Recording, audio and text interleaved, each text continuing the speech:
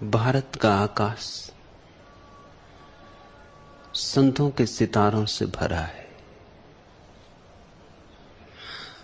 अनंत अनंत सितारे हैं, यद्यपि ज्योति सबकी एक है। संत रैदास उन सब सितारों में ध्रुव तारा है। इसलिए कि शूद्र के घर में पैदा होकर भी काशी के पंडितों को भी मजबूर कर दिया स्वीकार करने को। महावीर का उल्लेख नहीं किया ब्राह्मणों ने अपने शास्त्रों में। बुद्ध की जड़ें काट डाली, बुद्ध के विचार को उखाड़ फेंका।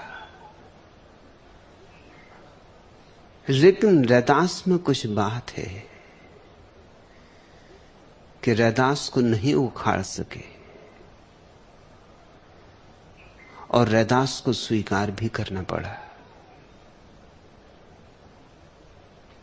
ब्राह्मणों के द्वारा लिखी गई संतों की स्मृतियों में रैदास सदा स्मरण किए गए। चमार के घर में पैदा होकर भी ब्राह्मणों ने स्वीकार किया, वह भी काशी के ब्राह्मणों ने। बात कुछ अनेरी है, अनूठी है। महावीर को स्वीकार करने में अड़चन है, बुद्ध को स्वीकार करने में अड़चन है। दोनों राजपुत्र थे जिन्हें स्वीकार करना ज्यादा आसान होता। दोनों श्रेष्ठ वर्ण के थे, दोनों क्षत्रिय थे, लेकिन उन्हें अस्वीकार करना मुश्किल पड़ा। रैदास में कुछ रस है, कुछ सुगंध है जो मदहोश कर दे। रैदास से बहती है कोई शराब कि जिसने पी वही डोला।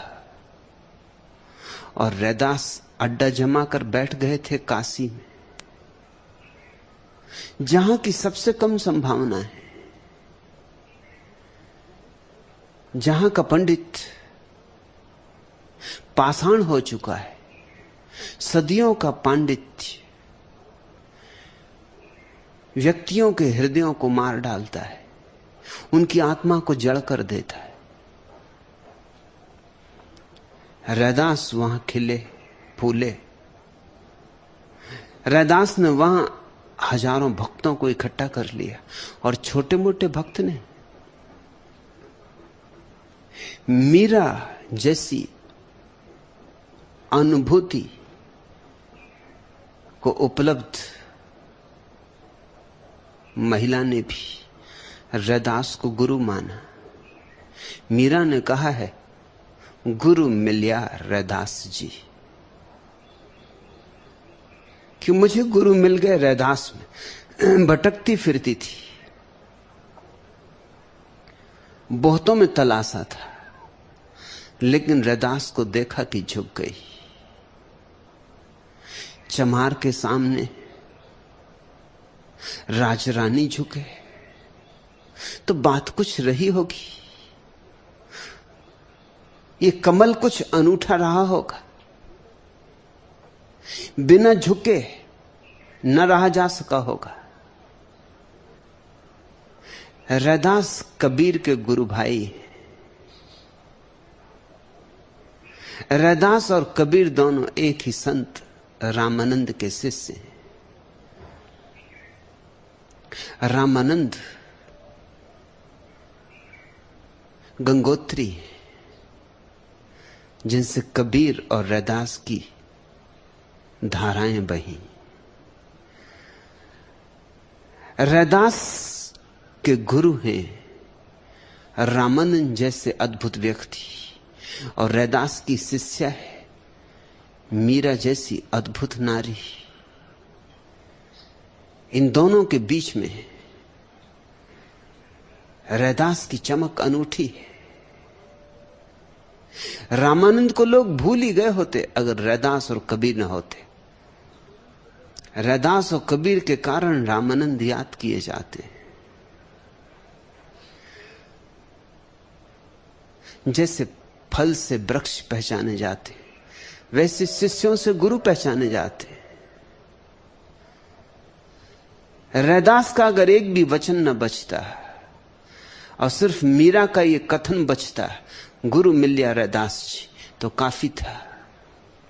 क्योंकि जिसको मीरा गुरु कहे वो कुछ ऐसे वैसे को गुरु न कह देगी। जब परमात्मा बिल्कुल साकार न हुआ हो तब तक मीरा किसी को गुरु न कह देगी। कबीर को भी मीरा ने गुरु नहीं कहा है, रैदास को गुरु कहा। इसलिए रैदास को मैं कहता हूं वो भारत के संतों से भरे आकाश में ध्रुव तारा है।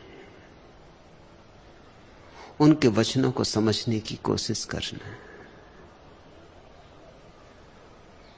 रैदास इसलिए भी स्मरणीय है कि रैदास ने वही कहा है जो बुद्ध ने कहा है,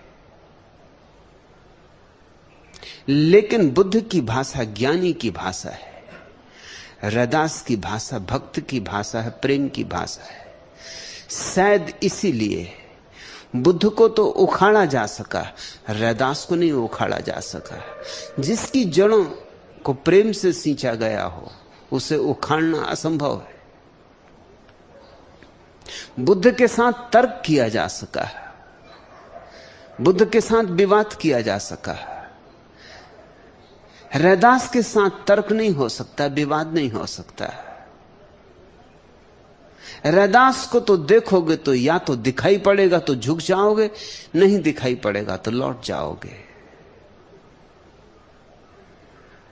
प्रेम के सामने झुकने के सिवाय और कोई उपाय नहीं, क्योंकि प्रेम परमात्मा का प्रगटीकरण है, अवतरण है।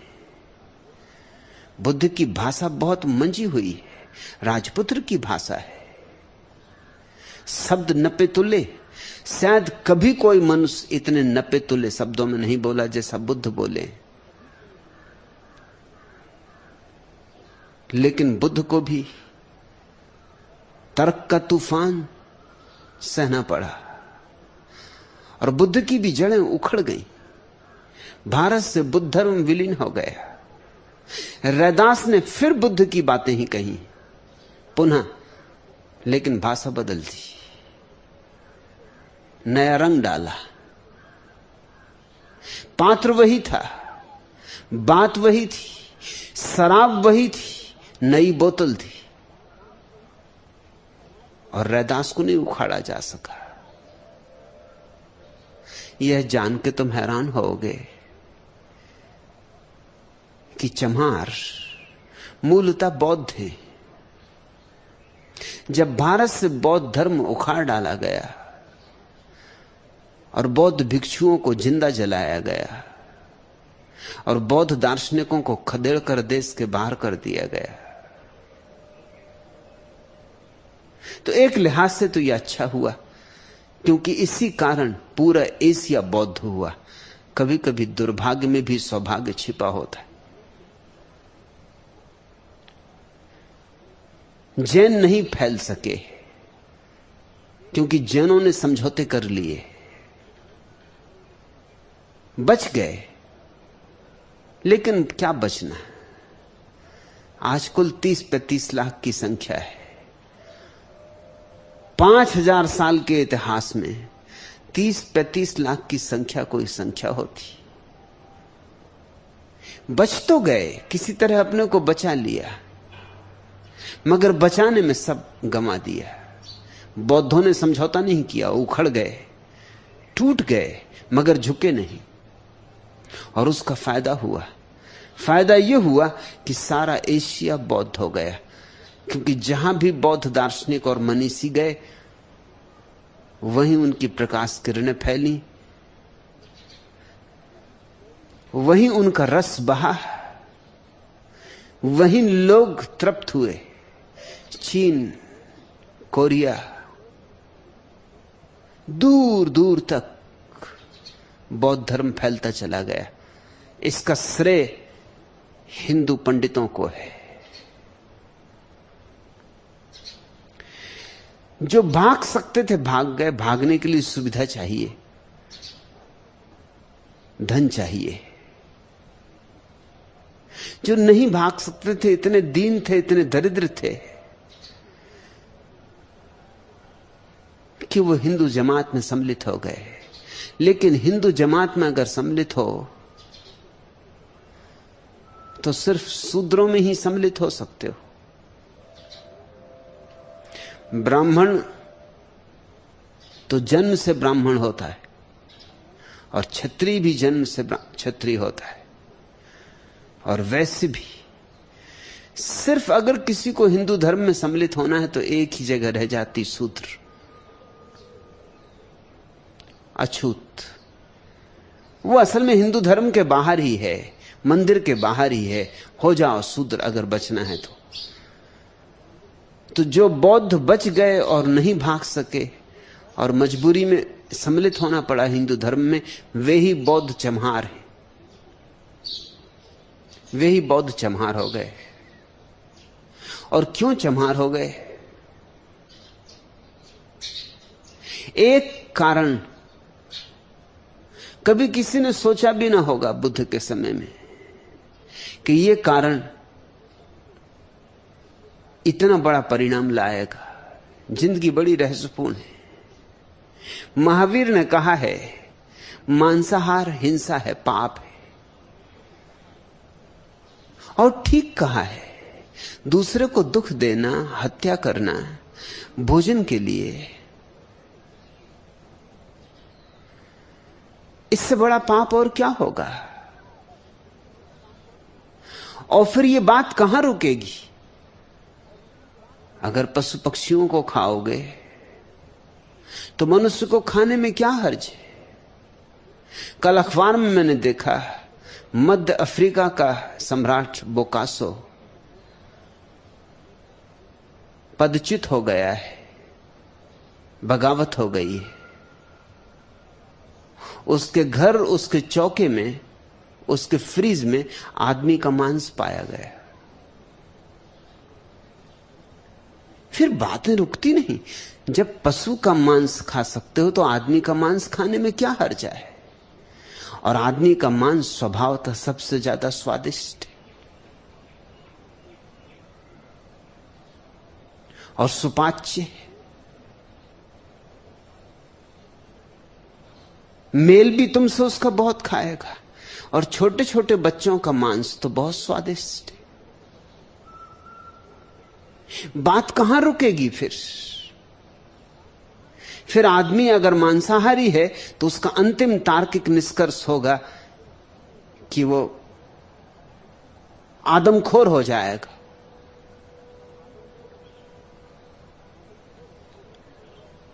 और आदमखोर हो जाने से बड़ा पतन नहीं, क्योंकि इस दुनिया में कोई पशु अपने जाति के पशुओं को नहीं खाता। कुत्ता कुत्ते का मांस नहीं खाएगा, कुत्ता कुत्ते को मार भी नहीं डालता, सिंह भी सिंह को नहीं मारता है और उसका मांस नहीं खाता है। सिर्फ आदमी गिरे तो इतना गिर सकता है, उठे तो इतना उठ सकता है।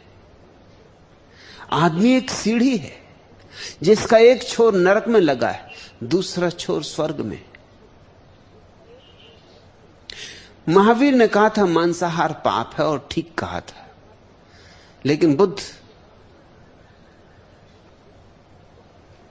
हमेशा चीजों को बहुत तौल के कहते थे। इस संबंध में भी उन्होंने तौल के वक्तव्य दिया। उन्होंने कहा मांसाहार पाप है, लेकिन अगर कोई जानवर मर ही गया हो तो उसके मांसाहार में क्या पाप हो सकता है? यह तार्किक दृष्टि से बात बिल्कुल सही है। मारने में पाप है, किसी को मार के मत खाओ, लेकिन अपने आप मर गया कोई पशु, उसके मांस के खाने में क्या हर्जा है? तुम मार तो नहीं रहे, तुम हिंसा तो नहीं कर रहे, तुम हत्या तो नहीं कर रहे। ये बात तर्कयुक्त तो है, लेकिन तर्क से कहीं जीवन चला है। आज सारे बौद्ध देशों में हर होटल पर यह तख्ती लगी होती कि यहां मरे हुए मांस को ही बेचा जाता, केवल मरे हुए पशुओं का मांस ही बेचा जाता। करोड़ों करोड़ों लोगों के लिए रोज रोज इतने पशु मरते कहां हैं अपने आप। और अगर पशु अपने आप मरते तो इतने इतने बड़े बूचड़खाने कौन चलाता हो, किस लिए चलाता?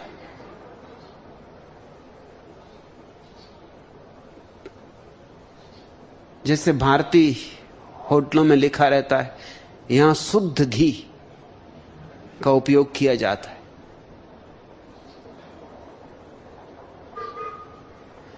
ऐसे चीन और जापान में लिखा होता है यहां केवल अपने आप मरे हुए जानवर का मांस ही बिकता है। रास्ता मिल गया। बुद्ध ने तो बड़ी तर्कयुक्त बात कही थी, महावीर से ज्यादा तर्कयुक्त बात कही थी। बात तर्कयुक्त थी, लेकिन महावीर जीवन के जाल से ज्यादा समझते हुए मालूम पड़ते हैं। उनकी बात उतनी तर्कयुक्त नहीं है, लेकिन वो जानते हैं आदमी को सुविधा दो तो उस सुविधा में से और सुविधाएं निकाल लेगा। अच्छा है दरवाजा बिल्कुल बंद कर दो। बुद्ध ने दरवाजा खुला रखा। बुद्ध सोचते हैं जितनी बुद्धि से मैं जीता हूं उतनी ही बुद्धि से लोग भी जिएंगे। यह अपेक्षा मत करो, यह अपेक्षा गलत है। चमार भारत में अकेली जाति है जो मरे हुए जानवर का मांस खाती, और यही प्रमाण है उनका कि वे बौद्ध थे कभी। और दूसरे प्रमाण भी हैं, लेकिन यह बहुत बड़ा प्रमाण है कि वो बौद्ध थे, क्योंकि भारत में कोई दूसरी जाति मरे हुए जानवर का मांस नहीं खाती। इसी आधार पर डॉक्टर अंबेडकर ने यह निर्णय किया कि चमारों को कम से कम और संभव हो तो सभी शूद्रों को पुनः बौद्ध हो जाना चाहिए, क्योंकि मूलतः हम बौद्ध थे। रैदास चमार है। जैसे किसी गहन अंतस्थल में बुद्ध अब भी गूंज रहे, वही आग। लेकिन रैदास ने उस आग को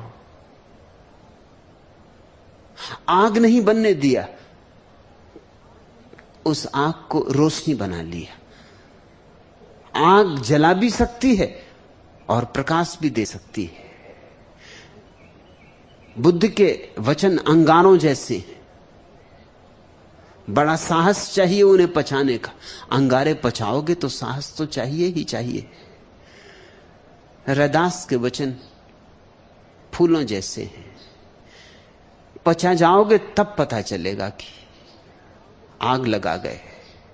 आग के फूल, आग की फुलझड़ियां देखने में फूल लगते,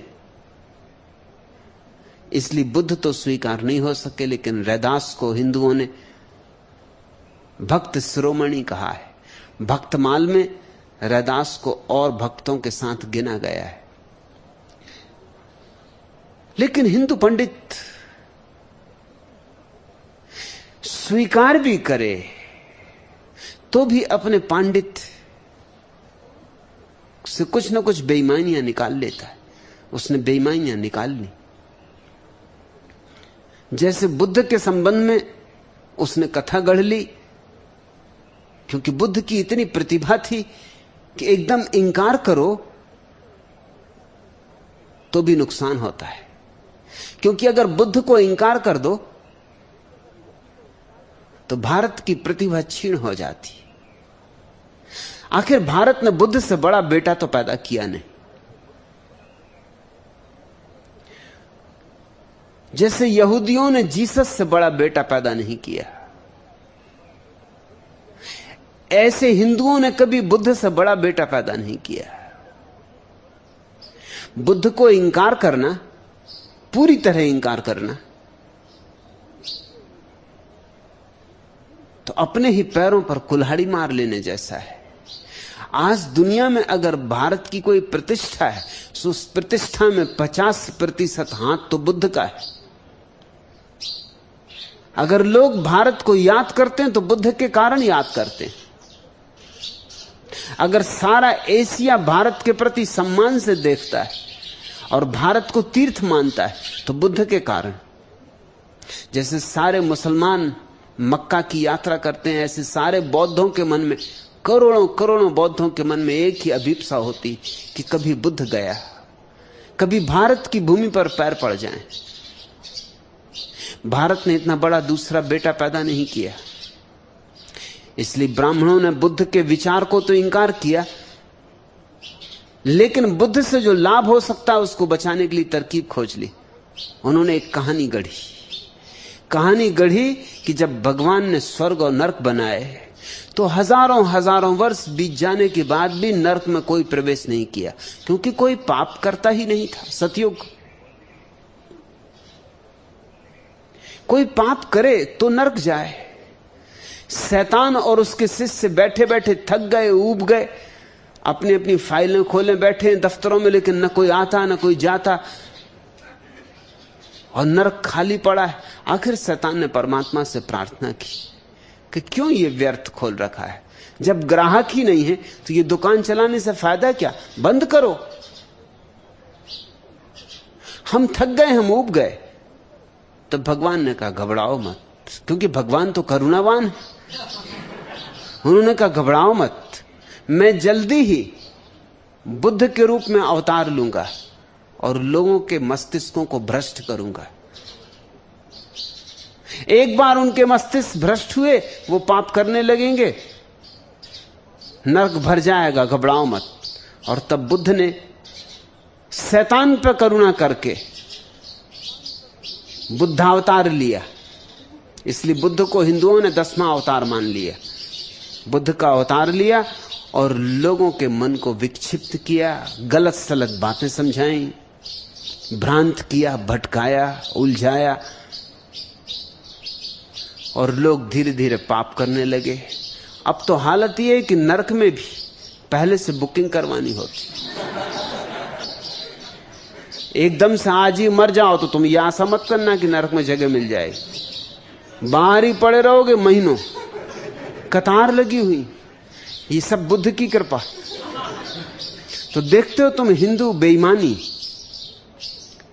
बुद्ध को इंकार करें तो उन्हें लगा कि ये तो भारी नुकसान हो जाएगा, बिल्कुल इंकार करना। और बुद्ध को इंकार तो करना ही होगा, क्योंकि बुद्ध को इंकार न करें तो पांडित्य कैसे चले, पुरोहित कैसे चले, यज्ञ हवन कैसे चले, ये धोखाधड़ी और ये धंधा जो धर्म के नाम पर चलता है ये कैसे चले। तो दोहरी दिक्कत थी। बुद्ध के विचार तो इंकार करने पड़ेंगे, बुद्ध को स्वीकार कर लो। बड़ी कुशलता से ये काम किया। वही कुशलता उन्होंने फिर रैदास के साथ भी की। रैदास को भक्तमाल में स्वीकार कर लिया, परम भक्त, भक्त शिरोमणि, लेकिन 2 कहानियां गढ़ी। और जैसी कहानी ब्राह्मण गढ़ सकते हैं दुनिया में कोई भी नहीं गढ़ सकता, क्योंकि इतना पुराना अभ्यास है उनका कहानियां गढ़ने का, पुराण लिखने का। अगर यहूदियों को पता होता कि कहानियां गढ़ी जा सकती तो जीसस को सूली न दी होती, सिर्फ एक कहानी गढ़ ली होती। सूली देनी पड़ी क्योंकि कहानी नहीं गढ़ सके। हिंदू कुशल हैं, इन्होंने कभी सूली नहीं दी किसी को, कहानियां गढ़ने में कुशल हैं। जब कहानी से ही काम चल जाए तो कटारें क्यों निकालो, कहानियां ही कटारें बन जाती। रैदास के संबंध में 2 कहानियां गढ़ी। एक कि रैदास अपने पूर्व जन्म में भी रामानंद के शिष्य थे। एक दिन रैदास भिक्षा मांगकर आए, पूर्व जन्म की बात है, जब वो रामानंद के ब्रह्मचारी शिष्य थे, ब्राह्मण थे, भिक्षा मांगकर लाए। रामानंद ने पूजा का थाल सजाया और अपने ठाकुर जी को, भगवान की प्रतिमा को प्रसाद चढ़ाया। लेकिन पहली बार रामानंद के जीवन में ठाकुर जी ने प्रसाद लेने से इंकार कर दिया। अब पहली तो बात यह कि मूर्तियां ना तो प्रसाद स्वीकार करती ना इंकार करती।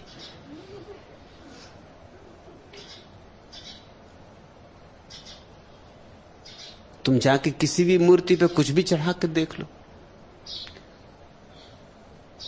कोई मूर्ति ना तो प्रसाद लेती है ना स्वीकार करती। मूर्ति मूर्ति है, मुर्दा है। लेकिन कहानी गढ़ी कि ठाकुर जी ने प्रसाद लेने से इंकार कर दिया। रामानंद तो बहुत दुखी हुए, जीवन में ऐसा कभी ना हुआ था। उन्होंने पूछा ठाकुर जी से कि आप क्यों इंकार कर रहे हैं? तो उन्होंने कहा कि यह प्रसाद ऐसे घर से लाया गया है, एक ऐसे बनिए के घर से ये ब्रह्मचारी भिक्षा मांग लाया है जिसका सीधा कारोबार एक चम्हार से।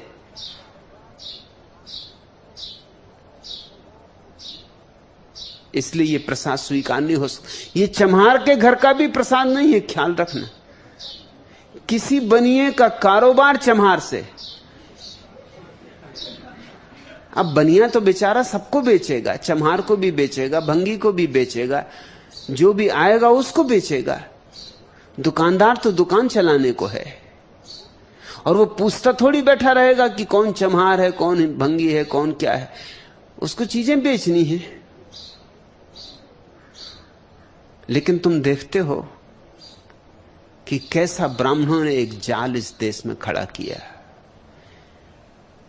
चम्हार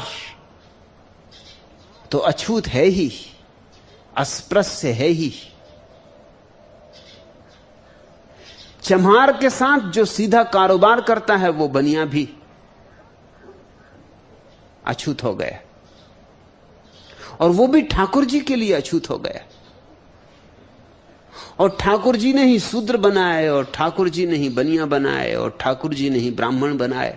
सब उन्हीं के खिलौने, क्योंकि वही सृष्टा। अब मजा यह कि ठाकुर जी ने शूद्र बनाया और ठाकुर जी शूद्र नहीं हुए,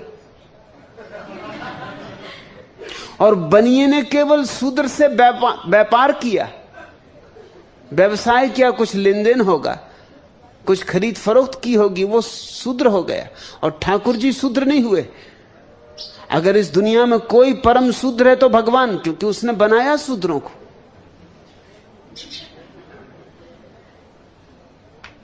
लेकिन ठाकुर जी ने भोजन इंकार कर दिया। रामानंद तो क्रोध से बबूला हो गए। ये बात भी झूठ है, क्योंकि रामानंद जैसा व्यक्ति जो रैदास और कबीर जैसे व्यक्तियों को अपने चरणों में झुकाने में समर्थ हो सका, वो क्रोधित हो जाए, ये असंभव है। क्रोध तो कहां, बहुत पीछे छूट चुका। ध्यान की ज्योति जगी होगी तभी तो कबीर और रैदास जैसे लोग रामानंद के चरणों में झुके। नहीं तो कबीर का झुकना कुछ आसान, रैदास का झुकना कुछ आसान। वो क्रोधित हो जाए ऐसी छोटी बात पर। और मैं जानता हूं कि अगर रामानंद क्रोधित भी होते तो ठाकुर जी पे होते। उठा के फेंक दिया होता ठाकुर जी को। कम से कम मैं यही करता कि रास्ता लगो,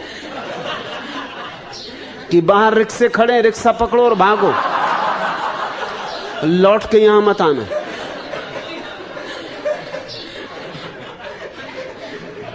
क्या बेहूदी की बात कि किसी शूद्र का व्यापार है किसी बनिए से, इसलिए बनिए के घर से लाया गया सीधा प्रसाद नहीं बन सकता।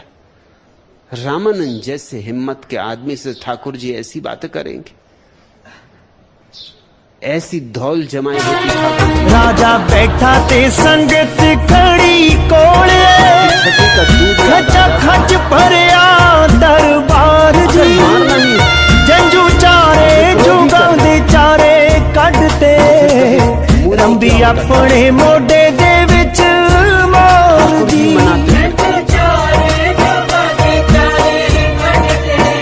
लेकिन ये तो मैं मान ही नहीं सकता कि रामानंद उस गरीब ब्रह्मचारी पर नाराज हो गए और उन्होंने अभिशाप दे दिया कि जा, मर जा इसी क्षण, और शूद्र के घर में, चमार के घर में तेरा जन्म होगा।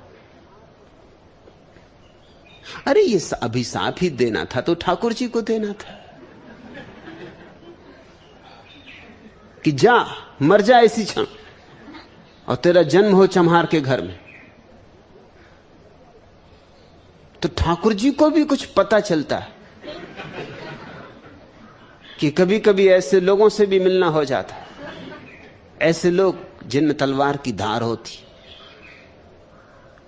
इस गरीब ब्रह्मचारी को, जो कि बिल्कुल अनजान है, जिससे अगर कोई पाप भी हुआ हो, अगर इसे कोई पाप भी समझे तो भी अनजान हुआ है, गया था भिक्षा मांगने, उस भिक्षा में इस वैश्य के घर से भिक्षा मांग ली। अब क्या ये पता लगाए कि इसकी दुकान पर कौन कौन खरीदने आते हैं, शूद्र, चमार, बंगी? ये कैसे पता लगा है? क्या ये इसके सारे के सारे खाते बही देखे तब ये भिक्षा मांगे? मगर कहानी गढ़ने में ब्राह्मण सच में कुशल है और कहानियां प्रचलित कर देते और लोक मानस में कहानियां बैठ जाती। गरीब ब्रह्मचारी उसी क्षण मर गया और एक शूद्र के घर में, एक चमार के घर में जन्म लिया। फिर कहानी और मजेदार बात कहती, था तो आखिर वो भी ब्राह्मण, ब्रह्मचारी, चमारिन के गर्भ से पैदा हुआ, तो उसने चमारिन का दूध पीने से इंकार कर दिया। एक दफा हो गई भूल बहुत। जब ठाकुर जी तक प्रसाद नहीं लेते तो ये छोटा सा बच्चा जो पैदा हुआ, पहले दिन का बच्चा, इसने दूध लेने से इंकार कर दिया, ये मां का दूध ना पिए। कोई और रास्ता न देखकर गांव में रामानंद की ख्याति थी, वो चमारिन रामानंद के चरणों में पहुंची और कहा कि कुछ करें। देखा इसको तो उन्हें याद आया कि अपना ही ब्रह्मचारी है।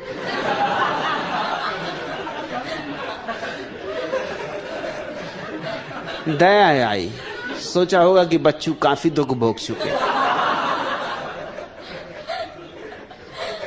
कान फूका, अभी अभी ये पैदा हुआ बच्चा, इसका कान फूका और राम नाम दिया। जब राम नाम दिया तब उसने दूध पिया। ये एक कहानी उन्होंने गढ़ी, इसलिए चूंकि रैदास पूर्व जन्म के ब्राह्मण हैं, उनको भक्तमाल में स्वीकार किया, नहीं तो उनको भक्तमाल में स्वीकार नहीं कर सकते थे। उनको भक्तों में इसलिए स्वीकार किया, उनकी भक्ति के कारण नहीं, समझ लेना तर्क, उनके परमात्मा के प्रति समर्पण के कारण नहीं, उनकी प्रार्थना की अद्भुतता के कारण नहीं, उनके ध्यान की गरिमा के कारण नहीं, उनके समाधि के अनुभव के कारण नहीं, ईश्वर साक्षात के कारण नहीं। ये सब बातें गौण हैं। असली बात यह है कि वो पूर्व जन्म के ब्राह्मण हैं, इसलिए उनको भक्त स्वीकार किया। कहानी चल पड़ी, लेकिन लोगों को कैसे भरोसा आए कि ये कहानी सच? अब पूर्व जन्म किसी ने देखा तो नहीं। रामानंद कहते हैं, पंडित कहते हैं, मगर क्या पता। तो दूसरी कहानी भी गढ़ी कि लोगों ने एक बार बहुत आग्रह किया रैदास को कि आप कुछ प्रमाण दें कि आप पिछले जन्म के ब्राह्मण। अब मैं ये मान ही नहीं सकता कि रैदास और प्रमाण देंगे इस बात का। अगर रहे भी हों ब्राह्मण तो भी प्रमाण नहीं देंगे, क्योंकि ये प्रमाण देना गलत होगा। अगर रहे भी हों ब्राह्मण तो भी प्रमाण देंगे कि मैं पिछले जन्म में क्या जन्मों जन्मों से चमार हूं, शूद्र। रैदास और प्रमाण देंगे पिछले जन्म के ब्राह्मण का।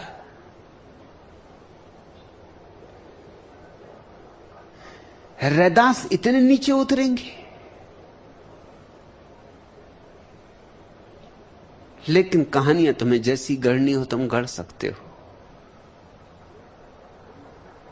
तो कहते हैं रैदास ने प्रमाण दिया, उन्होंने अपनी चमड़ी उधेड़ दी, और चमड़ी जब उधेड़ी तो स्वर्ण यज्ञोपवीत जनेऊ सोने का चमड़ी के भीतर छिपा हुआ निकला।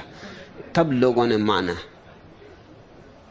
इसलिए उनका भक्तमाल में स्मरण किया गया महान भक्तों की तरह। ये सड़ी गली कहानियां, ये झूठी कहानियां सिर्फ एक छोटे से तथ्य को झुठलाने के लिए कि वे चम्हार थे, और चम्हार को कैसे अंगीकार करें। लेकिन मैं तुमसे कहता हूं ये कहानियां झूठी हैं। वे चम्हार थे, और चम्हार होने में कोई पाप नहीं। सभी जन्म से शूद्र पैदा होते, सभी। ब्राह्मण तो श्रम से कोई होता है, साधना से कोई होता है। ब्राह्मणत्व तो उपलब्धि है, जन्मजात नहीं है। ब्राह्मण कोई वर्ण नहीं है, अनुभूति है। जो ब्रह्म को जाने सो ब्राह्मण, जो हरि से एक रूप हो जाए सो हरिजन। इसलिए मैं शूद्रों को हरिजन नहीं कहता और ब्राह्मणों को ब्राह्मण नहीं कहता, क्योंकि ब्राह्मण जन्मजात है, जन्मजात ब्राह्मणत्व होता ही नहीं। बुद्ध ब्राह्मण है, यद्यपि जन्म से ब्राह्मण नहीं। महावीर ब्राह्मण है, यद्यपि जन्म से ब्राह्मण नहीं। जीसस ब्राह्मण है, यद्यपि जन्म से ब्राह्मण नहीं। शायद ब्राह्मण शब्द भी उन्होंने कभी ना सुना हो। मोहम्मद ब्राह्मण है, यद्यपि जन्म से ब्राह्मण नहीं। क्यों? क्योंकि उन्होंने ब्रह्म को जाना। ब्राह्मण शब्द का उतना ही अर्थ है, ब्रह्म को जाना और ब्रह्म से एकाकार हो गए। न केवल ब्रह्म को जाना, बल्कि जाना कि मैं भी ब्रह्म हूं। अहम ब्रह्मास्मि, अनल हक। जिसके भीतर ऐसा उद्घोष उठा कि मैं ब्रह्म हूं, वह ब्राह्मण है। इस उद्घोष के जन्म से कोई ब्राह्मण होता है। जिसने ऐसा जाना कि मैं हरि का हूं, कि मैं परमात्मा का हूं, कि मेरा मुझ में कुछ नहीं, सब उसका है, वह हरिजन है। इसलिए मैं शूद्र को हरिजन नहीं कहता। मैं महात्मा गांधी से बिल्कुल ही सहमत नहीं हूं। हरिजन जैसे अद्भुत शब्द को खराब कर रहे हो। पहले ब्राह्मण जैसे अच्छे शब्द को खराब करवा डाला, उसको जन्म से जोड़ दिया, अब हरिजन को भी खराब करवा डाला। इतने अद्भुत शब्दों को उनकी महिमा से मत उतारो, उनके सिंहासनों से मत उतारो, उन्हें आकाश से उतार के जमीन की धूल में मत गिराओ। हरिजन तो वह है जिसने ये जाना कि मेरे में मेरा कुछ भी नहीं है, सब कुछ परमात्मा का है। ब्राह्मण या हरिजन समानार्थी शब्द है, पर्यायवाची। लेकिन प्रत्येक व्यक्ति शूद्र की तरह पैदा होता है। शूद्र अर्थात जो शरीर से बंधा है, शूद्र अर्थात जो जानता है कि मैं शरीर ही हूं।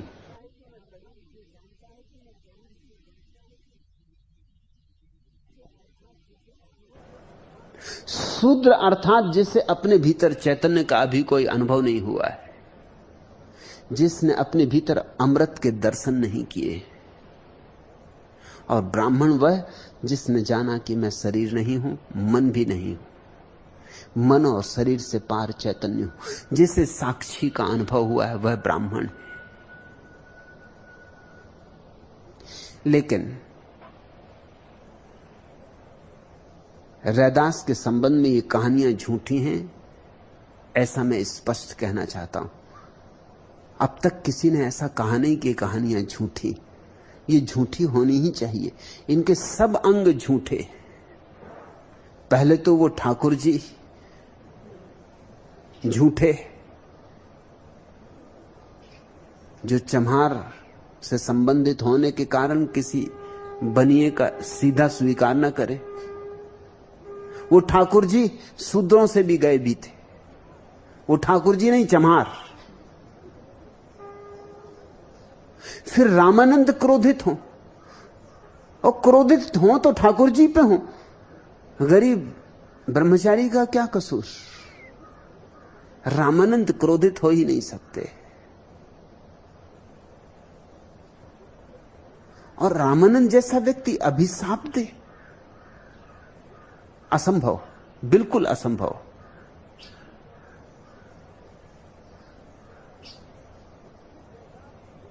फिर रैदास जैसा बच्चा मां का दूध इसलिए न पिए क्योंकि वो चम्हार है। दूध भी कहीं चम्हार और ब्राह्मण हुआ है, मां भी कहीं चम्हार और ब्राह्मण हुई है। मां सिर्फ मां होती, दूध सिर्फ दूध होता है। अगर तुम्हें भरोसा न हो तो एक चम्हार स्त्री का दूध और एक ब्राह्मण स्त्री का दूध लेके चले जाना डॉक्टर के पास और कहना कि बता दो कौन चम्हार का है कौन ब्राह्मण का। करवा लेना विश्लेषण, निदान। दुनिया की कोई ताकत सिद्ध नहीं कर सकेगी कि ये ब्राह्मण का दूध है और ये चम्हार का दूध है। दूध भी कहीं ब्राह्मण और चम्हार का होता है, हड्डी मांस मज्जा कहीं ब्राह्मण और चम्हार की होती है। और जब हड्डी मांस मज्जा चम्हार की नहीं होती तो आत्मा कैसे चम्हार की हो जाएगी? और बड़े आश्चर्य की बात है, तुम दूध पी लेते हो भैंस का और कभी नहीं सोचते कि भैंस का दूध पी रहे हैं, कहीं भैंस ना हो जाए। मुल्ला नसरुद्दीन का छोटा बेटा एकदम भागा हुआ बैठक खाने में आया और बोला मम्मी मम्मी, और मोहल्ले की 10-5 स्त्रियां बैठी गपशप कर रही थी कि पप्पा ने अभी अभी मेरी आया की किस्सी ली और आया घबरा रही थी। तो बोले घबरा मत, मेरी मोटी भैंस तो बैठक खाने में बैठी। ये मोटी भैंस कहां है?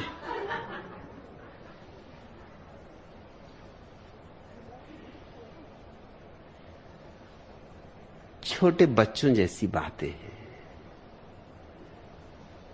छोटे बच्चे इस तरह की भ्रांतियों में पड़ जाएं तो पड़ सकते हैं। भैंस का दूध पीने से तुम भैंस नहीं हो जाओगे, मगर मूढ़ों की कोई गिनती नहीं। एक बड़े राजनेता मेरे मित्र थे, मेरे साथ एक बार सफर को गए, बड़ी मुश्किल खड़ी हो गई। वो सिर्फ सफेद गाय का ही दूध पिए। मैंने उनसे पूछा कि काली गाय में क्या खराबी? क्या आप सोचते हैं काली गाय का दूध काला हो जाता है? अरे दूध तो सफेद ही है, चाहे काली गाय का हो चाहे सफेद गाय का हो। उन्होंने कहा कि नहीं, काला रंग तमस का प्रतीक होगा, तमस का प्रतीक, लेकिन दूध थोड़ी काला हो जाएगा। मैंने उनसे कहा फिर भैंस के बाबत क्या ख्याल है? भैंस का दूध तो मैं देख ही नहीं सकता। क्यों? उन्होंने कहा भैंस का दूध पीने से आदमी की भैंस जैसी बुद्धि हो जाती, तब तो बड़ी मुश्किल हो जाएगी। गोभी खाओगे, खोपड़ी गोभी जैसी हो जाएगी। बड़ी मुश्किल में पड़ जाओगे। करेला खा लिया कि आत्मा कड़वी हो गई। कुछ खाओगे, कुछ पियोगे, जियोगे कि मरना है। मैं नहीं मान सकता कि बच्चे ने चमारन का दूध पीने से इंकार किया हो। बच्चे इतने मूढ़ नहीं होते। इतनी मूढ़ताएं तो बहुत बाद में आती। इतनी मूढ़ताओं के लिए तो काफी अनुभव चाहिए। बच्चे इतने बुद्धू नहीं होते। इतने बुद्धू होने के लिए तो काफी शिक्षा, संस्कार, सभ्यता। इतनी मूढ़ता के लिए तो काफी धार्मिक होना आवश्यक है। इसलिए कहानी तो बिल्कुल झूठ है। कहानी में कोई सार नहीं है, मगर कहानियां इस बात की खबर दे रही हैं कि भारत का मन कितना कलुषित हो गया है कि हम अपने श्रेष्ठतम लोगों को भी सीधा सीधा स्वीकार नहीं कर सकते। जैसे हैं वैसा स्वीकार नहीं कर सकते। लेकिन मैं तुमसे कहना चाहता हूं कि रैदास भारत के आकाश में ध्रुव तारे की भांति है। ब्राह्मण होकर ब्राह्मणत्व को उपलब्ध हो जाना कठिन नहीं, क्योंकि सारी सुविधा वहां है। राजपुत्र होकर बुद्ध हो जाना कठिन नहीं, क्योंकि सारी सुविधा वहां है। जनों के 24 तीर्थंकर ही राजाओं के बेटे। सुविधाएं हैं, सुख है, वैभव है। और जब सुख हो, वैभव हो, तो सुख वैभव से मुक्त हो जाने में अड़चन नहीं होती, क्योंकि साफ दिखाई पड़ जाता है कि कुछ सार नहीं है। जिसके पास धन है उसे धन में असारता दिखाई पड़ जाती। अब बुद्ध को सारी सुंदर स्त्रियां उपलब्ध थी, इसलिए जल्दी ही स्त्रियों से ऊब गए। ऊब ही जाएंगे। जो चीज तुम्हारे पास है तुम उससे ऊब जाते हो, तुम भी जानते हो। तुम्हारे पास जो है उससे तुम ऊब जाते हो। तुम्हारे पास जो नहीं है उससे उबने के लिए बहुत प्रतिभा चाहिए, बहुत प्रतिभा चाहिए। तुम्हारे पास जो है उससे उबने के लिए तो कोई प्रतिभा की जरूरत नहीं।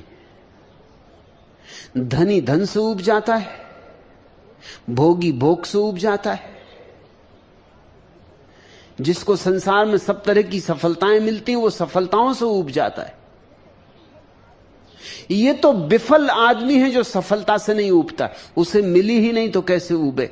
ये तो निर्धन है जो धन में आशा टिकाए रखता है।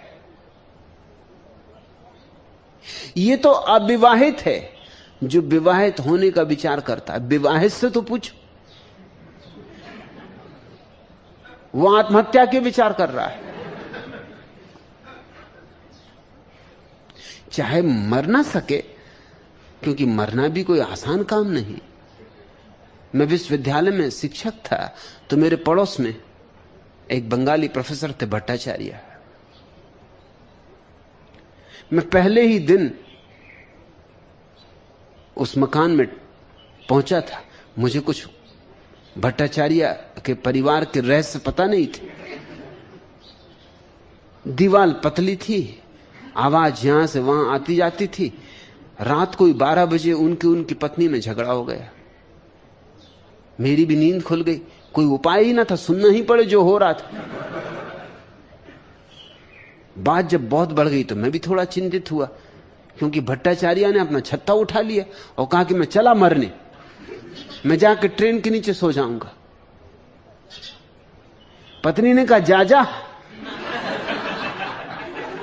तब तो मैंने कहा यह तो बड़ा मुश्किल है, अब ये मुझे बीच में आना ही पड़ेगा। ये कहीं रात 12 बजे और ट्रेन ज्यादा दूर नहीं थी,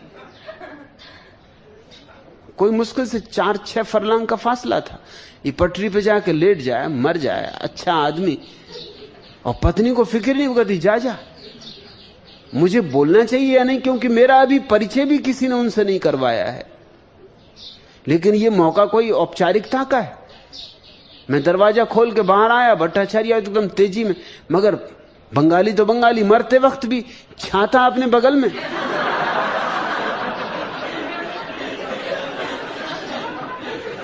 छाता लेके एकदम निकल ही गए घर से। मैंने उनकी पत्नी को कहा क्षमा करो, मुझे बोलना तो नहीं चाहिए, आपका पारिवारिक मामला है, पता नहीं आप लोगों के क्या खेल हैं, कैसा हिसाब है, मगर ये जरा बात ज्यादा हुई जा रही। मैं कुछ करूं, भट्टाचार्य को लौटा के लाऊं ना? आप बिल्कुल फिक्र ना करें, आप नए नए, मैं इन्हें 20 साल से जानती हूं, ये तो कई दफे जा चुके। अभी आप देखोगे थोड़ी देर में लौटाते।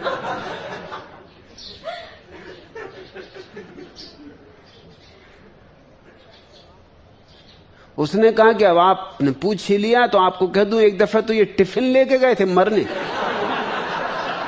आपको छत्ता देख के हैरानी हो रही होगी,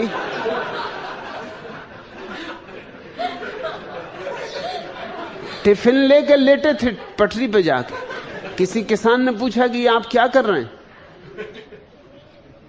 पटरी पे भी ऐसे लेटे थे जिस पे शायद ही कभी गाड़ियां आती, सिर्फ मालगाड़ियां संटिंग करती।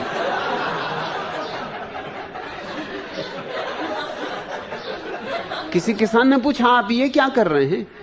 तो उन्होंने कहा मरने आया हूं। तो उसने कहा मरने आया, वो तो मेरी समझ में आता, लेकिन टिफिन किस लिए? उन्होंने कहा कि इधर कोई गाड़ियों का भरोसा है इस देश में? कितनी लेट हो जाएं, क्या भूखे मरना है? और फिर जब गाड़ी बहुत देर तक नहीं आई तो अपना खा पी के टिफिन पिकनिक करके घर लौट आए। और हमारी बात ही हो रही थी कि भट्टाचार्य वापस आ गए।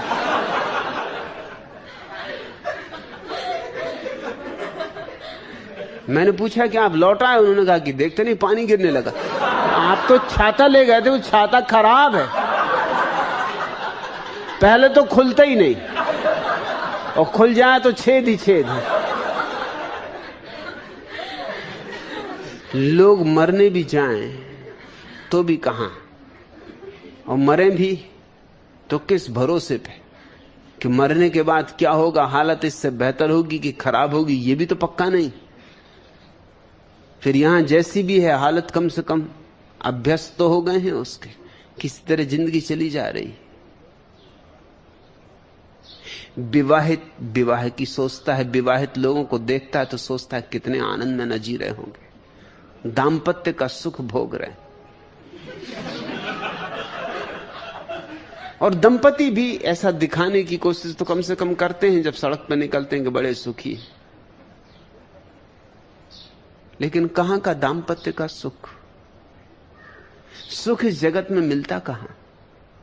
सिर्फ दिखावे, झूठी मुस्कुराहटें, चिपकाए गई हुई, ऊपर से लगाए गए रंग, जरा सी वर्षा हो जाए बह जाए।